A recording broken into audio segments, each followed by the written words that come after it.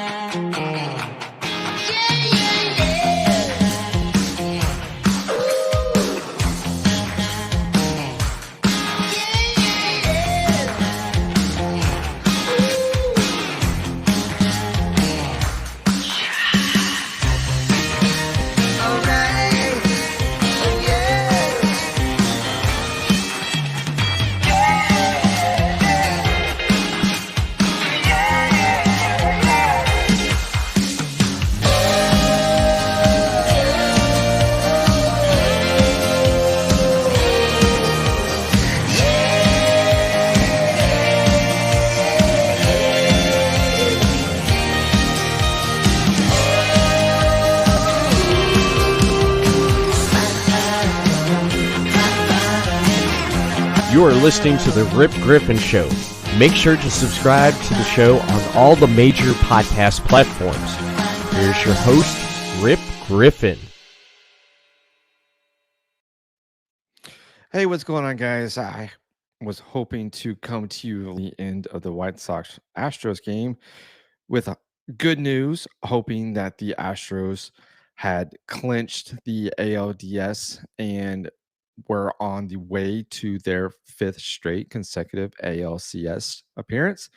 But that's not the case tonight because, as it currently sits right now, the game is heading into the top of the ninth. The Astros are trailing 9-6. It has been a game that has been a whirlwind of what the hell was that?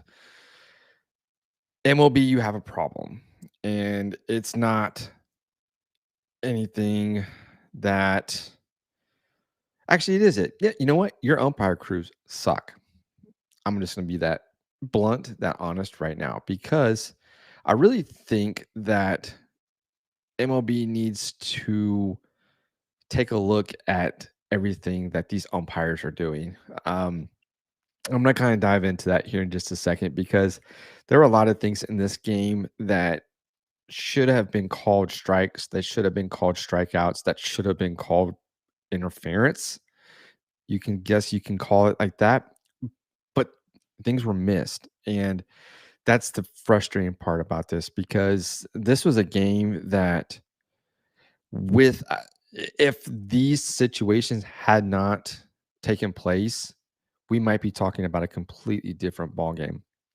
And both teams were very, I mean, if you watch the beginning of the game, you can tell that the White Sox fans, it was a very rowdy house. I mean, this is the first time that they have had or even hosted a postseason appearance since 2008. So the fans were amped up. The game was exciting. The Astros were up 2-1, or excuse me, 2-0. And you can definitely feel this was a must win for the White Sox, of course. I mean, that's you're down 2-0. Yes, it needs to, they need to win. But from the get-go, it looked like the Astros were just going to already be behind because the umpiring, especially crew chief and home plate umpire Tom Hallion, did a very piss poor job right out of the gate. He was calling balls that were clearly strikes up in the zone, that were clearly strikes inside in the middle of the zone. He was calling them balls for the White Sox. Now, I'm not trying to sound like I'm being biased because yes, my fandom does. I am an Astros fan. I have admitted that very openly, but still be honest and still call a fair game. And that's exactly what did not happen tonight. There was very, very many times that this game could have been a difference maker. Yes, a close call on the outside, whatever it might be. But if you're going to be calling a ball that is clearly a ball, a strike, you need to balance that out. You need to call out for the other teams as well. That wasn't happening tonight. A lot of blown calls. very, very, very terrible. And I really, it's unfortunate because this is a game that is supposed to be very pure. It's supposed to be very fun. And that's not the case tonight. At least it didn't feel like to me. It was things that I really wish, you know, MLB is really going to have to go back to the rule book and try to figure out how to uh, make it better. Kind of, I know there's a lot of things that may not come up in several seasons and all of a sudden, boom, what if? Yeah, I get that. I understand that. That happens. But I know you can't prepare for it, but it's one of those things. If something happens, you need to just rule with the best intention.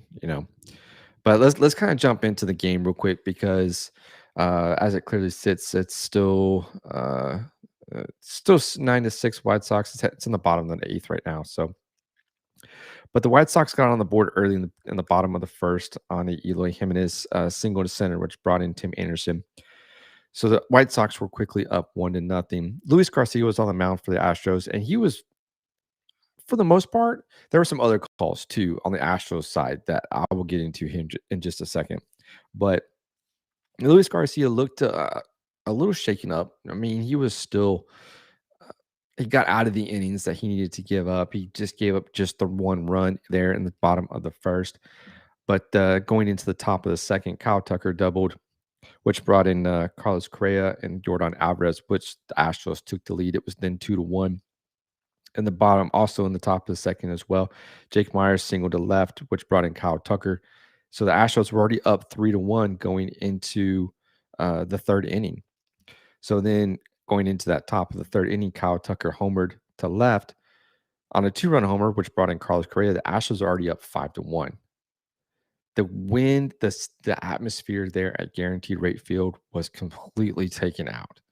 The fans that were in and that they were in the game and in tune, I mean, all of that momentum was just sucked out. And it was great to see because, that's what we wanted as far as the Astros. We wanted them to continue that hot streak. This is an offense that once it gets going, runs start to pile up one after the other. And so it was exciting. We had already knocked out Dylan Cease, who was a starting pitcher for the Chicago White Sox, 1 2/3 innings. That was it. Which is, this bullpen for the Chicago White Sox, excuse me, is a very good bullpen. I mean, especially at the back end, you've got, gosh, I forgot their names now. That's bad. Wow. Liam Hendricks and Craig Kimbrell. There we go. So the back end of this bullpen is very good for the White Sox. So you need to get this lead. You need to maintain this lead if you're the Astros, because if you get to a point where the White Sox take the lead and then they get to the back of this bullpen, that's it. Lights out. Game over. See you tomorrow.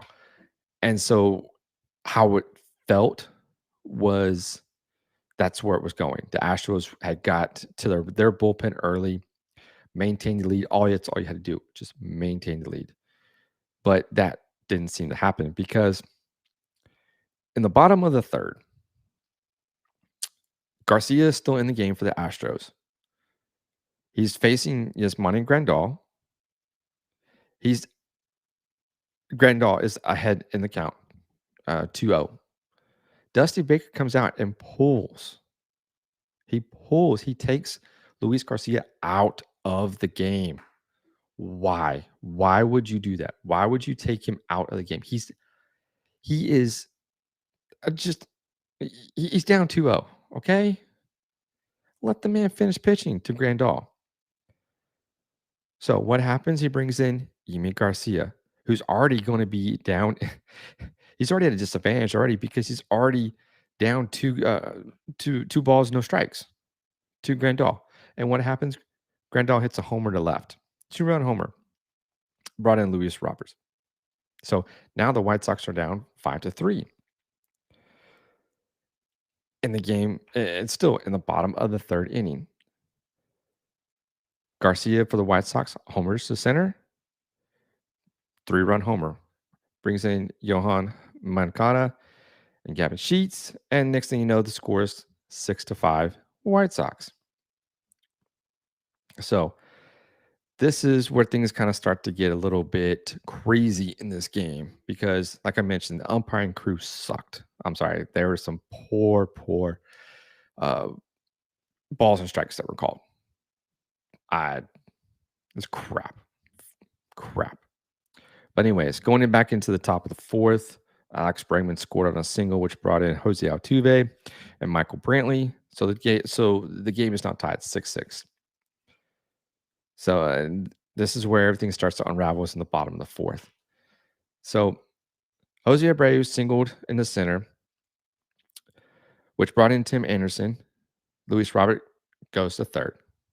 Okay, so it's now 7-6 White Sox. And actually, the White Sox just got another run, so it's now 10-6, still in the bottom of the eighth. So that was on an Andrew Vaughn double. He brings in Johan Moncada, and so now the White Sox extend their lead 10-6. So that's that. But anyways, so the score is now is in the bottom of the fourth. It's 7-6 White Sox. So Yasmani Grandal is at the plate. He grounds to Yuli Gurriel. Yuli Gurriel, since there's a runner on third, throws home. When he's throwing home, Grandal decides to take a very extended route to first. Now, if you've seen a baseball field, okay, from home to first, there is this path, right? That's the base path. That's the route you're supposed to take. Grandal decides to go out of that base path into and close as the direction of the pitcher's mound is where he's kind of directed, but he's still running towards first. So he's kind of like, not really running that straight line. He's kind of like curving it a little bit. It's a little bit of curve. So as he's running to first on his curved angular motion back towards the base path, Gurriel picks up the ball and wants to throw to home because obviously he's trying to prevent the runner from scoring because they are already down a run. They don't want to allow more runs. The ball that is thrown by Gurriel hits Grandal, and Martin Maldonado is unable to field that ball because it ricochets off Grandal and goes towards the backstop, which allows Robert to score, which sent Jose Abreu to second. Then on the throwing error, which they ruled in an error on Gurriel, which is not his fault. It's so stupid. But anyways, Jose Abreu goes to third. Grandal's safe at first. Next thing you know, we've got this big old discussion. Dusty Baker comes out and wants a ruling. Apparently, it is deemed that it's a judgment call by the umpire. So this is kind of out of the rule book here. So if any member of the batting team, including coaches, interferes with the fielder's right of way to field a batted ball, the batter shall be declared out. If any member of the batting team, including the coaches, interferes with the fielder's right of field away to field a thrown ball, the runner whom the play was being made shall be ruled out. In both cases, the ball will be declared dead, and all runners must return to their last legally occupied base at the time of the interference. This is the fielder's right away. So that wasn't the case. The umpires made a judgment call. Next thing you know, everybody is safe, and the game gets out of hand after that. So that's where that went, and it was a very bad call. Very bad call. I know that the umpires had a judgment, but I mean, come on. If you're a runner that is trying to make it from second to third on a fielded play and the ball hits you, what is that? Are you safe or are you out now? Because clearly this is not this doesn't apply. Now, I'm not an aficionado of the MLB rule book, so I don't know a whole lot. Oh, now there's another run. So it's now 11-6. The Astros are losing to the White Sox in the bottom of the 8th. But anyways, like I said, I'm not fluent in the MLB rule book. There's obviously things that need to be changed in the way of how this is. This definitely will be rewritten. There will be amendments made to this rule book. But this is just, I mean, come on. This is a game. This is a very pivotal game here. This is a very pivotal series. And everything that you're going to do is going to be scrutinized to the point where it could be a turning point. It could cost. Now, the Astros will still be up 2-1. They still have an opportunity to clinch it tomorrow, which is in a day game, which is, the Rays lost today as well. But anyways, I mean, this is just frustrating. The fact that these guys can't seem to get calls correct. And this is where MLB has a problem because either they're not educating their umpires enough or they're giving them too much leniency, which means they are allowing them to make calls based on what they want. And if that's the case, then we need some more education for these umpires. So I really think that MLB is going to have to take a long, hard look. I have a feeling there's going to be something on this tomorrow. And if I feel like I'm correct, they're going to say that it was the call that was made was the incorrect call. I have a feeling that's what's going to happen come Monday. It's just frustrating, it's just very frustrating that we can't even have an honest series because because of the umpires. The umpires. And we saw it in the Boston Red Sox game between the Tampa Bay Rays when Randy Arozarena is running around first trying to make a play for second, and he's interfered with Kyle Schwarber, and they collide. I mean, I don't remember what the call was. I didn't catch the entire game, but I mean, there's that instance as well. Yeah, I agree. I agree 100%. We had a lot of bad calls in this game. Yes. Thank you for your comment, Secret TDR. A lot of bad calls in this game tonight. It was terrible. Very terrible. I mean,